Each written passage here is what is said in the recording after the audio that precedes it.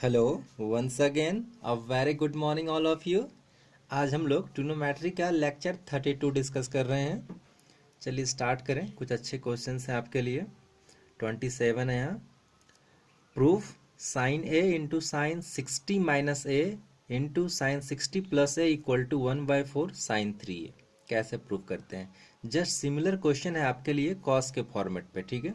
अच्छा, मैंने इसके फॉर्मूला लिख रखा है यहाँ साइड में दोनों का। Sine A plus B into sine A minus B equal to sine square A minus sine square B.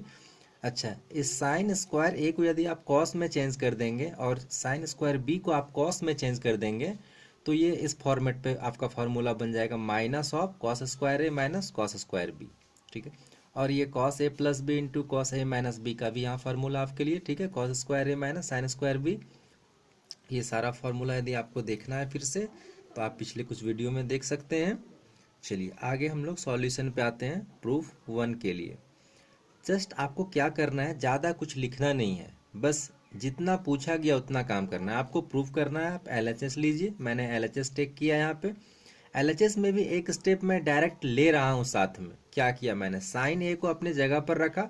उसके बाद आप ध्यान से वॉच कीजिए, sine 60 minus A into sine 60 plus A आपका इस फॉर्मूले पे जा रहा है। Sine A plus B into sine A minus B, तो क्या फार्मूला है, sine square A minus sine square B. बस मैं वही यहाँ पुट कर दे रहा हूँ, sine square 60 minus sine square A. Clear है ये बात आपको? आप ध्यान से देखिए, आपको समझ में आएगा ये चीज़, ठीक है। बस रिलेट कीजिए यहाँ से, उसके बाद आगे मूव कीजिए।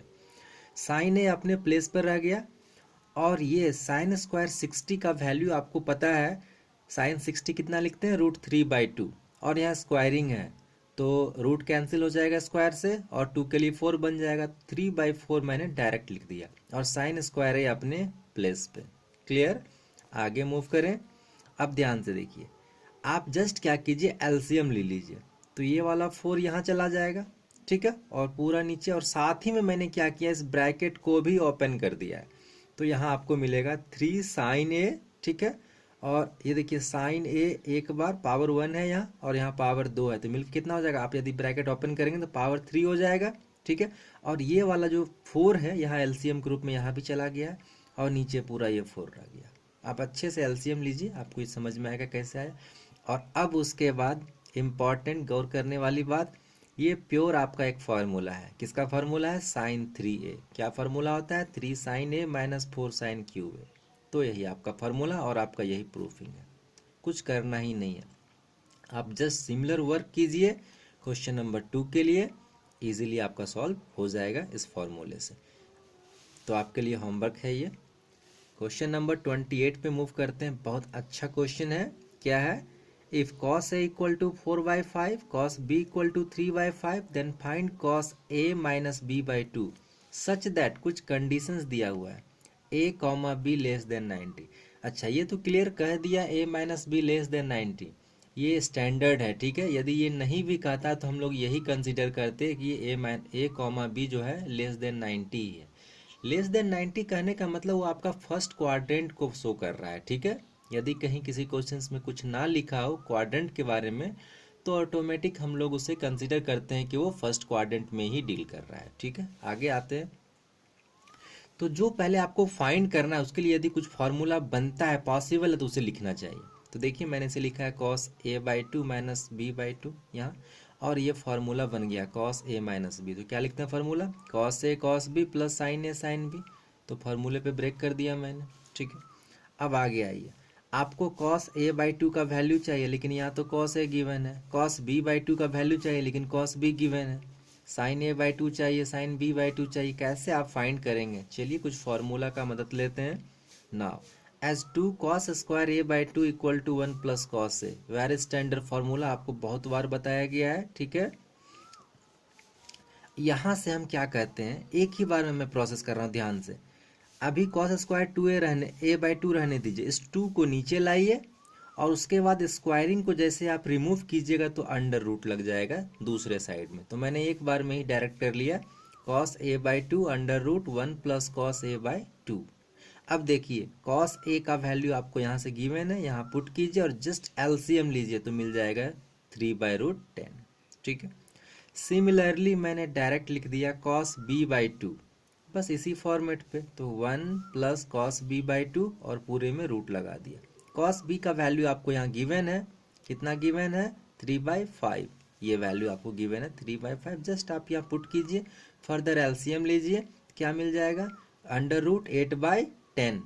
और अच्छा आप इसे ब्रेक कर सकते हैं और आगे यहाँ से, तो 2/√5 आपका बन जाएगा। ठीक है, आगे बढ़े।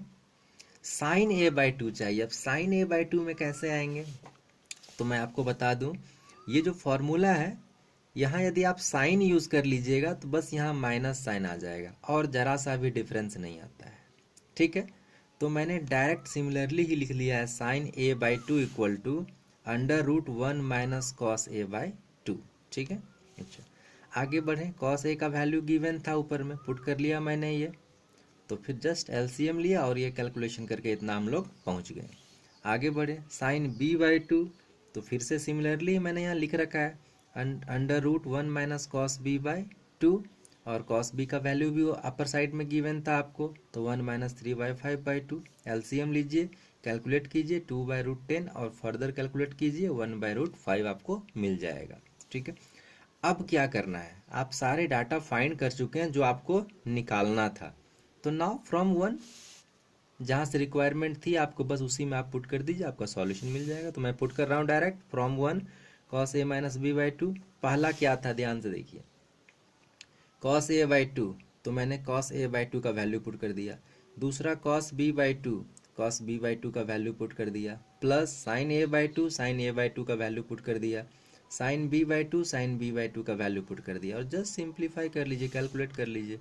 ध्यान से देखिए, नीचे सबका एलसीएम तो सेम ही मिलेगा, अपर पार्ट में जोड़ दीजिए, 3 × 2 6 हो गया और +1 7/√50। वेरी इजी क्वेश्चन था, आप कर सकते हैं।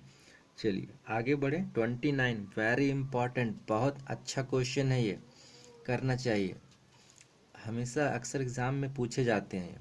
चलिए क्या किया जा रहा है, 2 cos π/13 cos 9 π/13 plus cos 3 π/13 plus cos 5 π/13। किसी का भी डायरेक्ट वैल्यू इसमें नहीं मिलता है, आपको अपना थोड़ा सा लॉजिक लगाना होगा और थोड़ा आपको फॉर्मूले पे जाना होगा।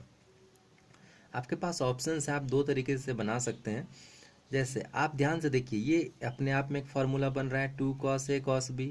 आप चाहें तो यहाँ भी cos c plus cos d use कर सकते हैं, तो आपके पास चॉइस है, आप जो फार्मूला यूज़ कर सकते हैं। तो मैं यहाँ पे cos c plus cos d का फार्मूला यूज़ कर रहा हूँ।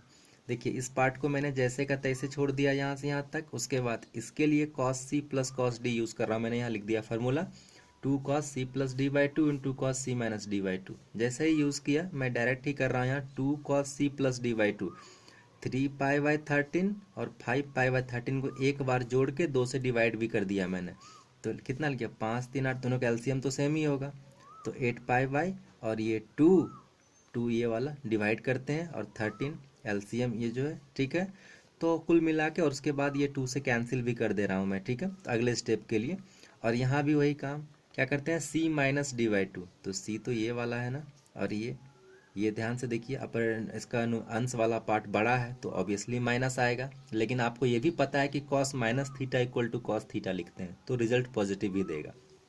तो यहाँ तक पहुँच पाते हैं। उसके बाद आते हैं, देखिए कुछ आपको कॉमन्स मिलेंगे इसमें। क्या कॉमन मिलेंगे, 2 यहाँ भी कॉमन है, 2 यहाँ भी है। π/3 ध्यान से आप देखिए, आपको मिलेगा π/13 यहाँ भी है, और बोलेंगे माइनस में, तो cos minus theta equal to cos theta होता है पॉजिटिव में, तो कोई प्रॉब्लम नहीं थी। ये वाला पार्ट 2, ये वाला पार्ट कॉमन है, तो मैंने कॉमन ले लिया डायरेक्ट। यहाँ से क्या बच गया, cos 9 π/13, और यहाँ से क्या बच गया, cos 4 π/13। अब उसके बाद आप फिर से यूज़ कर लीजिए फार्मूला एक बार, cos c plus cos d, फार्मूले को आप जैसे ही यूज़ करेंगे तो क्या मिलेगा, ये 2 अपने प्लेस पे, फिर से यहाँ2 cos c plus d/2 into cos c minus d/2। आप जैसे ही यूज़ करेंगे तो आपको यहाँ आप इस पार्ट में आ जाएंगे, और इस पार्ट में आने के बाद देखिए 9 4 13 हो जाएगा, और /2, और यहाँ 13 कैंसिल, और अब ये π/2 मिल गया। ठीक है, इसे मैंने ज़्यादा लिखा नहीं है, आप थोड़ा सा स्टेप करेंगे। ठीक है, और ये भी वर्क करेंगे, आप इतना करना चाहिए। उसके बाद यहाँ देखिए सिंपल π/2 दिख गया, और cos π/2 का वैल्यू 0 होता है, और आपको पता है पूरे मल्टीप्लिकेशन में एक भी यदि 0 मिल गया तो बाद बाकी सारा 0 हो जाता है, मतलब टोटल रिजल्ट आफ्टर प्रोडक्ट 0 मिल जाता है। तो मेरा यहाँ प्रूफ हो गया 0। ठीक है, आप लेक्चर को 2 बार 3 बार अच्छे से देखिए, आपको सारी बातें समझ में आएगी। मैंने कोशिश किया है सारी बातों को कहने का। इसके बाद भी फर्दर आपको कहीं थोड़ी सी भी प्रॉब्लम होता है तो आप कमेंट करें, मैं कोशिश करूँगा आपकी समस्याओं का समाधान करने का। और आपको यदि वीडियो से बेनिफिट मिलता है, फ़ायदा होता है, तो आप इसे प्लीज़ लाइक करें, सब्सक्राइब करें, शेयर करें, कमेंट करें। Thank you, have a nice day.